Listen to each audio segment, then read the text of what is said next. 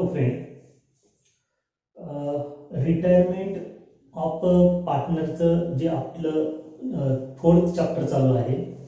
या चॅप्टरमध्ये आपण आतापर्यंत रिटायरमेंटची कन्सेप्ट समजून घेतली.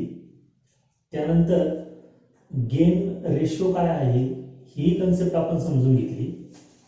आता रिटायरमेंट झाल्यानंतर त्या फर्मचं जे गुडविल असेल त्या गुडविलची ट्रीटमेंट कशी करायची, तर ही कन्सेप्ट आपल्याला समजून घ्यायची आहे. त्याचे जे वेगवेगळे एंट्रीज आहेत त्या वेगवेगळ्या एंट्रीज आपण त्यांचे इफेक्ट्स समजून घेणार आहोत. पार्टनरचं ॲडमिशन करत असताना सुद्धा आपण गुडविलची ट्रीटमेंट केली होती. आता रिटायरमेंट वेळेस जी गुडविलची ट्रीटमेंट होणार आहे ती अगदी ॲडमिशनच्या अपोजिट प्रकारे असेल. तर या प्रकरणामध्ये रिटायरमेंटमध्ये गुडविलची ट्रीटमेंट ही दोन सिच्युएशनवर अवलंबून असते. पहिली जी सिच्युएशन आहे ती म्हणजे जे बुक्स ऑफ अकाउंट असतील तर त्या बुक्स ऑफ अकाउंटमध्ये जर गुडविल दिलेलं नसेल, म्हणजे एक्झिस्टिंग जे पार्टनर असतील, कंटिन्यूइंग पार्टनर म्हणूया आपण त्यांना, ते पार्टनर त्या पार्टनरमध्ये ज्यावेळेस एखादा पार्टनर रिटायर होईल तर त्या फर्मचं गुडविल पण असेल आणि ते गुडविल जर आपल्याला बुक्स ऑफ अकाउंट म्हणजे बॅलन्स शीटमध्ये जर दिलेलं नसेल तर त्यावेळेस आपल्याला गुडविलची ट्रीटमेंट काय करायची आहे. आणि सिच्युएशन नंबर 2 कशी असू शकते, तर दुसऱ्या सिच्युएशननुसार बॅलन्स शीटमध्येच आपल्याला गुडविल अकाउंट दिलेलं असेल आणि त्यावेळेस आपण त्या गुडविलची ट्रीटमेंट कशी करू शकतो. तर या दोन्ही सिच्युएशन आपल्याला समजून घ्यायच्या आहे. सो आजचा जो टॉपिक आहे आपला तो म्हणजे treatment of goodwill.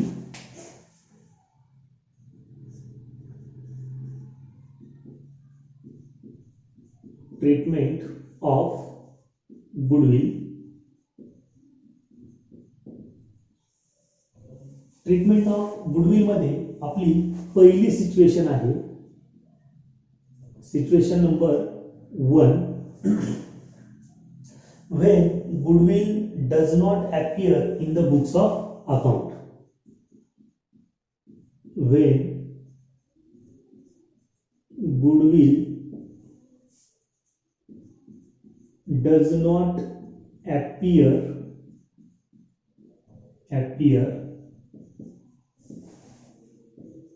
in the books of account. Goodwill जर बुक्स ऑफ अकाउंट मध्ये दिलेलं नसेल तर त्याची ट्रीटमेंट. तर आज आपण हा पहिला जो पॉइंट आहे हा पॉइंट डिस्कस करूया. तर याच्या ट्रीटमेंटमध्ये पहिली journal entry number 1 A. when goodwill is raised to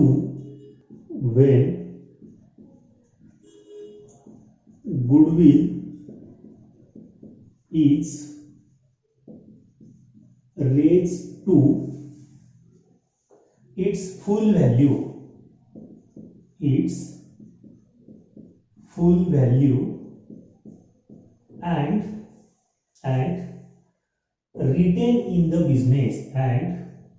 retain in the business This is the first entry of condition number 1.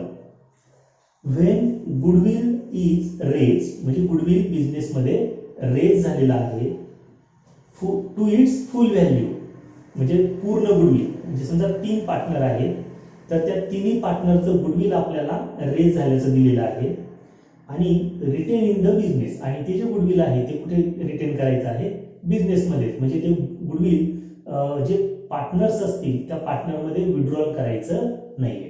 तर अशा वेळेस एंट्री काय करायची आहे, तर इथे आपण जर एक साधा प्रश्न विचारला तर जे गुडविल आहे हे गुडविल कुठे आहे, तर हे गुडविल बिझनेसमध्ये आहे. कुठे आहे, बिझनेसमध्ये.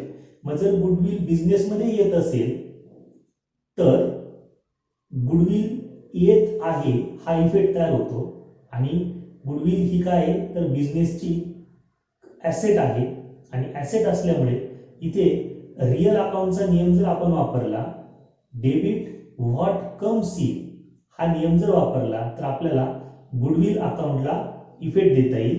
What comes in, goodwill comes in कुठे तर बिझनेसमध्ये गुडविल कम्स इन, आणि म्हणून गुडविल अकाउंटला काय दिलं गेलं पाहिजे तर डेबिट दिलं गेलं पाहिजे. म्हणून या ट्रान्झॅक्शनची ज्यावेळेस एंट्री पास होईल तर ती एंट्री पास होताना गुडविल अकाउंटला आपल्याला डेबिट द्यावं लागेल. आता दुसरा इफेक्ट, हे जे गुडविल आहे हे गुडविल समजा विड्रॉल करायचं ठरलं असतं तर काय करावं लागलं असतं, गुडविलची जी कॅश आहे ती कॅश विड्रॉल झाली असती आणि ही गुडविलची कॅश काय केली असती, पार्टनर्समध्ये डिवाइड झाली असती.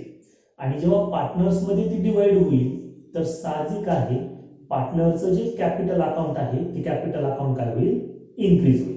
बरोबर आहे. म्हणजे आपल्याला या ट्रान्झॅक्शनची जी ट्रीटमेंट आहे ती ट्रीटमेंट करताना गुडविल अकाउंट आणि पार्टनरचं कॅपिटल अकाउंट यांच्यावरती कॉन्सन्ट्रेट करावं लागेल. म्हणून एंट्री काय होईल तर एंट्री होईल what comes in, goodwill comes in. So goodwill account debit to partners capital account, to partners capital account. या पद्धतीने या ट्रान्झॅक्शनची ट्रीटमेंट पास करायची आहे. ओके. आता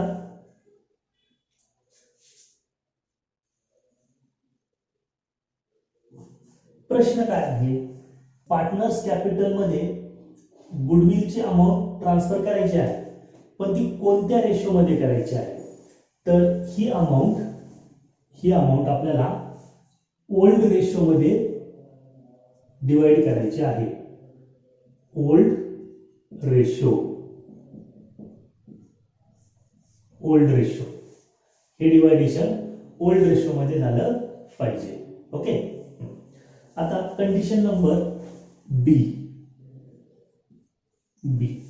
बी मध्ये दिले when goodwill is raise to its full value, when goodwill is raise to its full value and then return off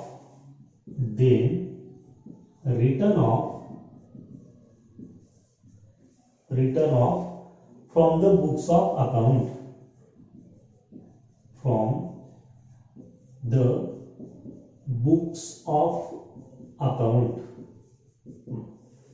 काय केले, when goodwill is raised to its full value, म्हणजे ही जी पहिली एंट्री पास केली ही entry आता इथे as it is येणार आहे. गुडविल रेज झालं, ते गुडविल काय करायचं आहे, return of from the books of account. Books of account मध्ये आपल्याला ते गुडविल रिटर्न ऑफ करावं लागेल. रिटर्न ऑफ करणं म्हणजे काय, तर गुडविलचा इफेक्ट काढून घेणे. एक साधी गोष्ट लक्षात ठेवा, जेव्हा रिटर्न ऑफची एंट्री पास केली जाईल त्यावेळेस आधी जी एंट्री आपण पास करतो त्या एंट्रीची बरोबर अपोजिट एंट्री पास करायची आहे. ओके. तर पहिलं काय करूया, goodwill is raise to its full value याची एंट्री होईल goodwill account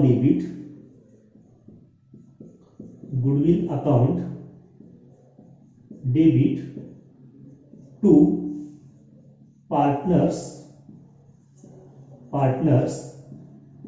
capital account by old ratio मध्ये हे डिवायडेशन कंप्लीट होईल. ही झाली पहिली एंट्री. आणि लगेच दुसरी एंट्री काय पास करायची तर रिटर्न ऑफची एंट्री पास करताना या एंट्रीला उलटी पास करायची. पहिले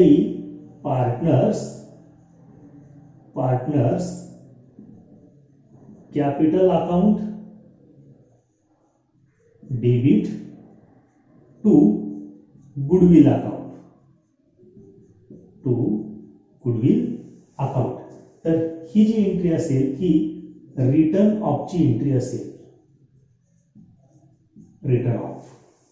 ओके, तर इथे बघा, इथे गुडविल डेबिटला दिलं, इथे गुडविल क्रेडिटला दिलं. गुडविलचा इफेक्ट काय झाला? नील झाला. जे गुडविल आल्यामुळे पार्टनरचं कॅपिटल इन्क्रीज होत होतं, आता रिटर्न ऑफ केल्यामुळे कॅपिटल अकाउंट कमी सुद्धा होणार आहे, म्हणजे क्रॉस एंट्री पास करायची आहे. ओके, तर या पद्धतीने कंडिशन नंबर बी जी आहे ती आपण सॉल्व्ह करू शकतोय. आता इथे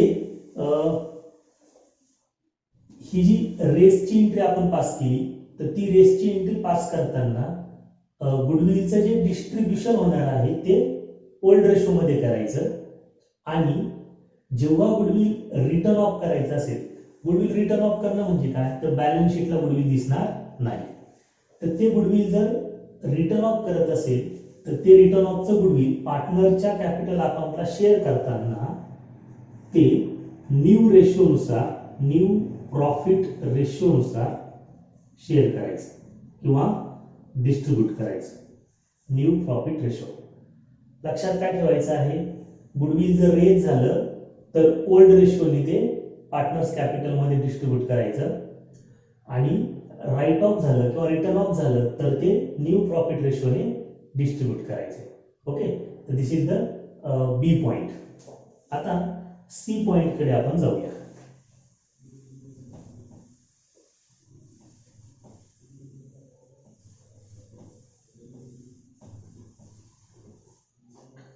point number C. C point आहे, when goodwill is raised partially. When goodwill is raised partially. Partially म्हणजे काही प्रमाणात, पूर्ण गुडविल नाही. That is by an amount, that is by an amount to retiring partners, to retiring partners share, retiring partners share, and then retain in the business, and then retain in the business. When goodwill is raised partially, म्हणजे गुडविलची जी amount आहे ती पूर्ण amount raise होणार नाही, तर ती partially म्हणजे काही प्रमाणातच रेज केली जाईल. That is by an amount equal to retiring partner shares. ती अमाऊंट पार्टनरच्या, रिटायर होणाऱ्या पार्टनरच्या शेअर इतकी असेल, आणि it is retain in the business. It is retain in the business. ठीक आहे. आता बघा, गुडविल काय झालं? रेज झालं. गुडविल रेज्ड अशी एंट्री आली का गुडविल अकाउंटला डेबिट करणे. Goodwill account debit. फक्त अमाऊंट किती असेल? ती पार्शियली असेल. किती partially? Amount to retiring partners share. म्हणजे हे जे गुडविल येणार आहे, या गुडविलचा थेट संबंध हा रिटायरिंग पार्टनरशी आहे.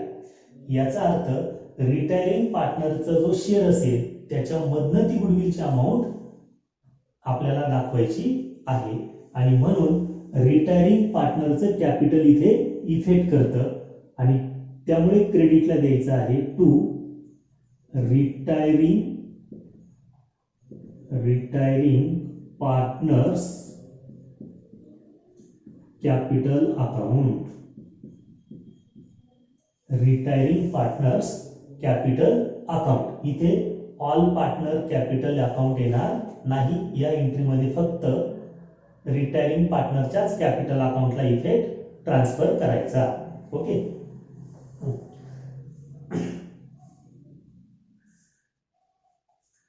Entry number D. Entry number D. When goodwill is raised when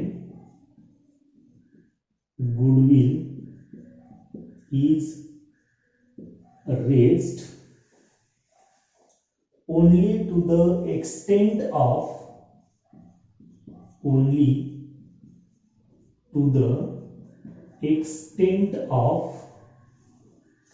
retiring partners share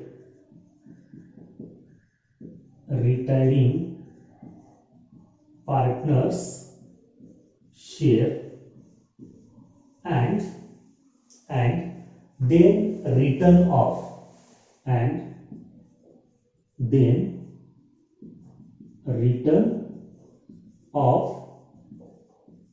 from the business.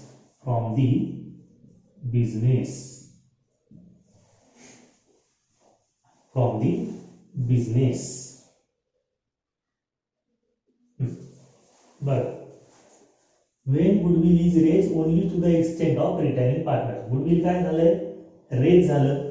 Raise शब्द आला का गुडविल अकाउंटला द्यायचं डेबिट.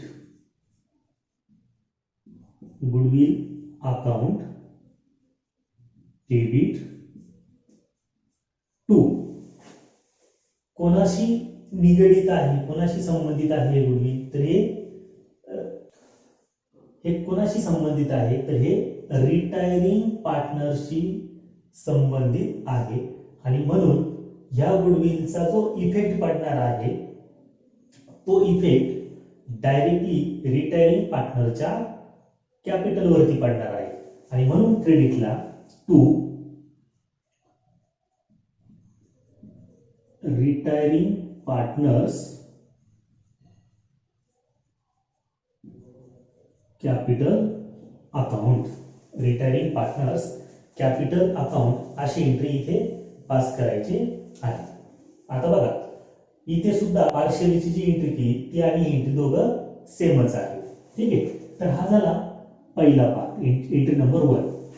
पुढे दिले अँड देन रिटर्न ऑफ. आता रिटर्न ऑफ म्हटल्यावर काय होतं, आधीचं बी पार्ट जी एंट्री आपण पहिली पास करतो तीच एंट्री उलटी पास करायची. ठीक आहे, तर इथे उलटी एंट्री पास होताना फक्त बघा रिटायरिंग पार्टनर जो आहे तर तो रिटायर होतोय. तो रिटायर झाल्यावर त्याचं जे गुडविल असेल ते गुडविल म्हणजे उरलेला जो पार्ट असेल त्याचं गुडविल तो घेऊन गेला, हे त्याचं गुडविल तो घेऊन जातोय. पण उरलेलं जे गुडविल असेल ते कोणाचं असेल, कंटिन्यूइंग पार्टनरचं असेल. म्हणजे ज्यावेळेस गुडविल राईट ऑफ होईल तर राईट ऑफ होताना त्या गुडविलवर फक्त कंटिन्यूइंग पार्टनर्स डिस्ट्रीब्यूट केले जातील. रिटायरिंग पार्टनर राईट ऑफ होताना त्याचा शेअर घेऊ शकत नाही. रिटायरिंग पार्टनर फक्त गुडविल रेज होताना त्या रिटायरिंग पार्टनरचा शेअर आपल्याला डिवाइड करायचा आहे, तो त्याच्या कॅपिटलला ट्रान्सफर करायचा. आणि तो रिटायर झाल्यानंतर त्याचं जे गुडविल राईट ऑफ करायचं आपल्याला, उरलेलं गुडविल, त्याचं म्हणण्यापेक्षा तो उरलेलं जे गुडविल असेल ते गुडविल जे आपण राईट ऑफ करू ते राईट ऑफ केलेलं गुडविल फक्त कंटिन्यूइंग पार्टनर मध्ये डिस्ट्रीब्यूट व्हायचं. म्हणजे राईट ऑफचं गुडविल कुठे जाईल तर कॅपिटल अकाउंट वरती इफेक्ट करेल. ओके, तर म्हणून राईट ऑफची एंट्री करताना जर रिटायरिंग पार्टनरचा शेअर असेल गुडविल मधला तर इथे कंटिन्यूइंग पार्टनर्स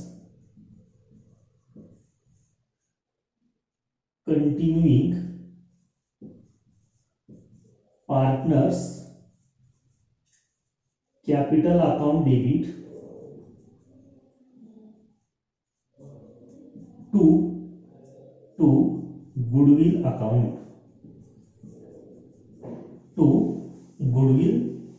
अकाउंट आता हे डिस्ट्रीब्यूट करायचंय. म्हणजे कोणत्या रेशो मध्ये करायचं आहे तर हे करताना हे गेन रेशो मध्ये करायचं आहे. Gain ratio very very important. Gain ratio मध्ये एंट्री लक्षात ठेवा. रिटायरिंग पार्टनर रेज केलं आणि एक्सटेंड, शब्द खूप महत्वाचे आहेत. रेज, एक्सटेंड आणि write off, written off. Raise आणि एक्सटेंड आलं तर एंट्री पास होईल goodwill account debit to retiring partners capital account. आणि तेच गुडविल जर राईट ऑफ करायचं असेल तर continuing partners capital account debit to goodwill account. Gain ratio मध्ये तो डिस्ट्रीब्यूट करायचा आहे. तर या पद्धतीने आपल्याला ही डी एंट्री पास करता येईल. आता ई जो पार्ट आहे तो ई पार्ट काय बघा, when goodwill is adjusted through current account or capital account of the partners without opening a goodwill account. Goodwill account opening न करता ते गुडविल अकाउंट आपल्याला म्हणजे गुडविलचं जे अकाउंट आहे ते स्वतंत्र तयार करायचं नाही. जसं आपण बॅलन्स शीट तयार करतो, कॅपिटल अकाउंट तयार करतो, कॅश अकाउंट तयार करतो, तसं गुडविलचं जे अकाउंट आपण तयार करतो ते गुडविल अकाउंट तयार न करता ते गुडविल अकाउंट आपल्याला करंट अकाउंट किंवा पार्टनरचं कॅपिटल अकाउंट जे असेल त्यासोबत ऍडजस्ट करायचं आहे. तर ते ऍडजस्ट करताना ते कसं करणार, तर ही आपली एक पहिल्या टॉपिक मधली ई एंट्री होणार आहे. तर काय एंट्री होते बघा,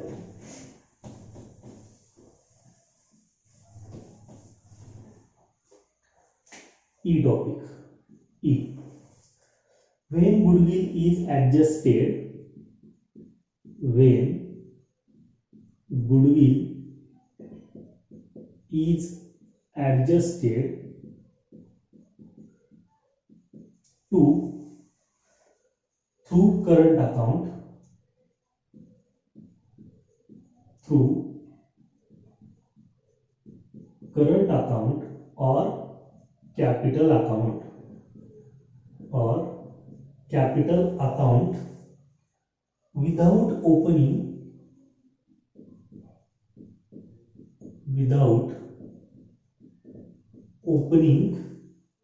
goodwill account, without opening goodwill account. ठीक आहे. तर याची एंट्री पास करायची आहे, continuing partners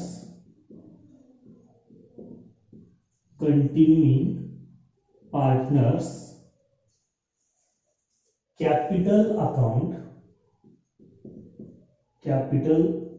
account or current account, capital असेल किंवा करंट अकाउंट असेल, डेबिट टू रिटायरिंग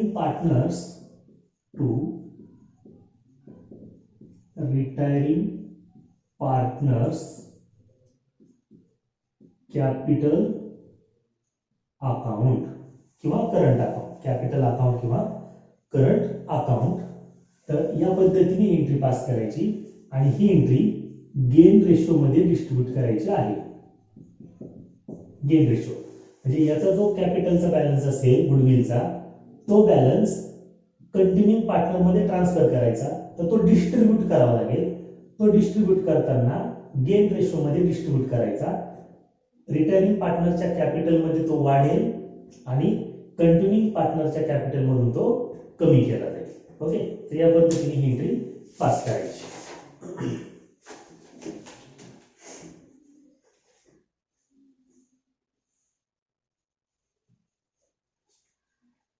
ओके.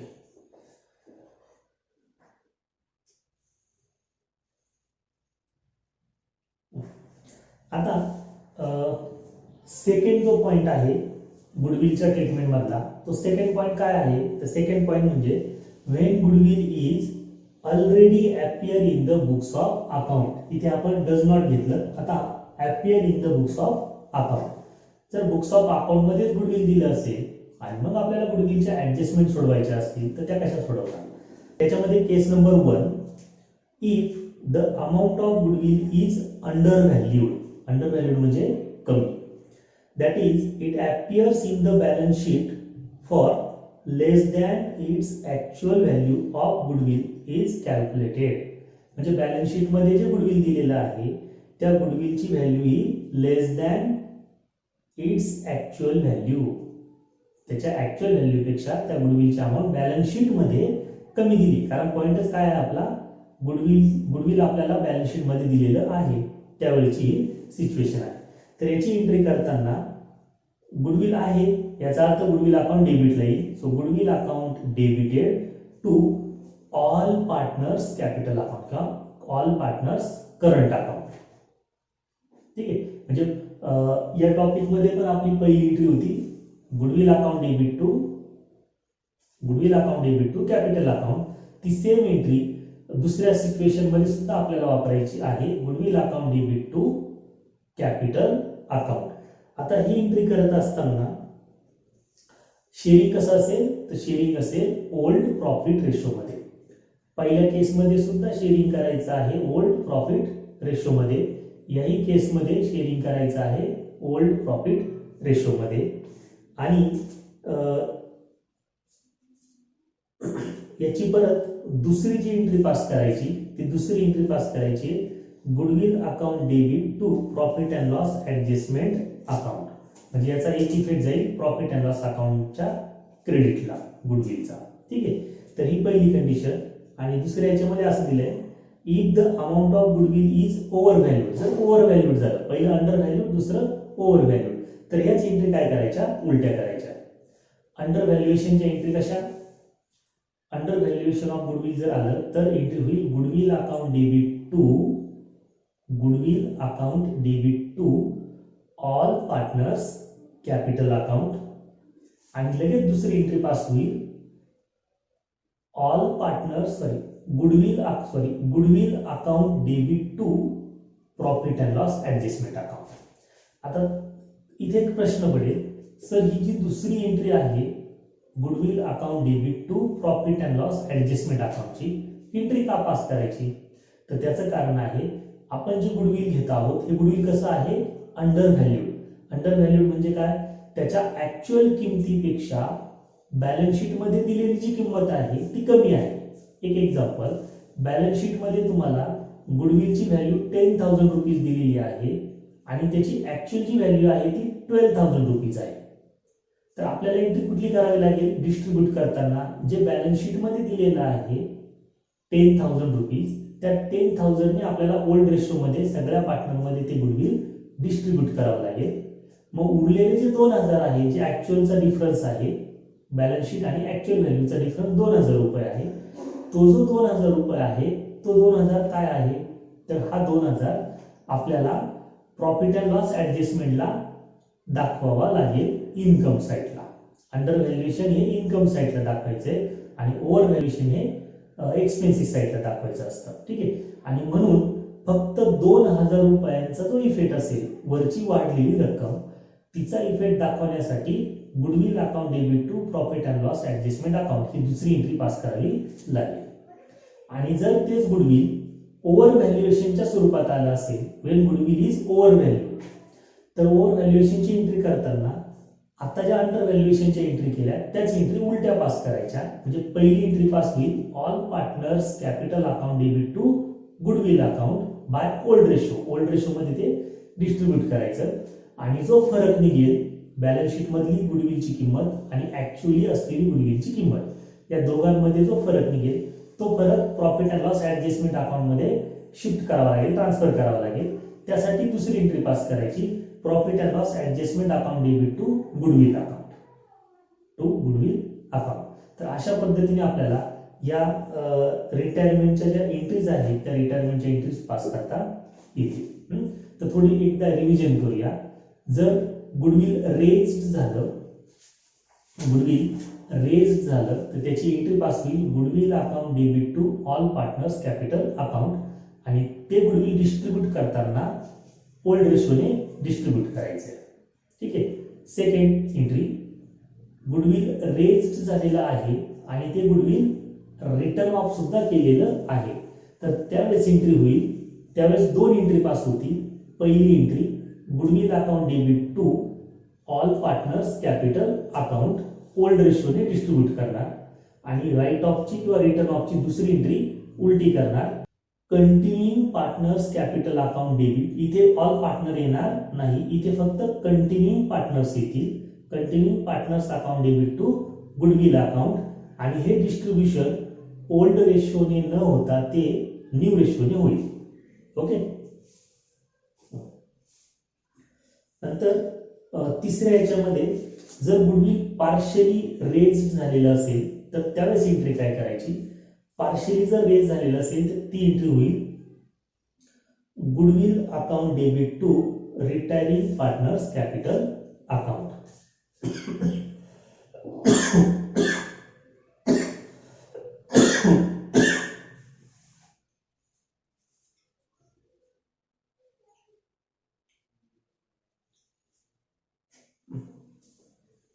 आता गुडविल जर रेज झालं to the extent of retiring partner, तर त्यावेळेस आपल्याला दोन एंट्री पास करायच्या, एक एक्सटेंट रिटायरमेंटची किंवा रेज झाल्याची आणि दुसरी एंट्री पास करायची राईट ऑफची. तर ही एंट्री पास करताना goodwill account debit to all partners capital goodwill account debit to retiring partners capital account ही एक एंट्री, आणि दुसरी entry continuing partners capital account debit to goodwill account अशी एंट्री पास करायची. आणि तिसरी ऍडजस्टमेंटची ऍडजस्टेड थ्रू करंट अकाउंट, तर ती एंट्री पास करताना continuing partners capital account debit to retiring partners capital account, आणि ही एंट्री पास करताना गेन रेशो मध्ये ते डिस्ट्रीब्यूट करायचं आहे. ठीक आहे. तर इथे या चॅप्टरमध्ये गुडविलच्या ज्या ऍडजस्टमेंट आहेत या मोजक्याच आहेत, दोन चार त्याच रिपीट आहे.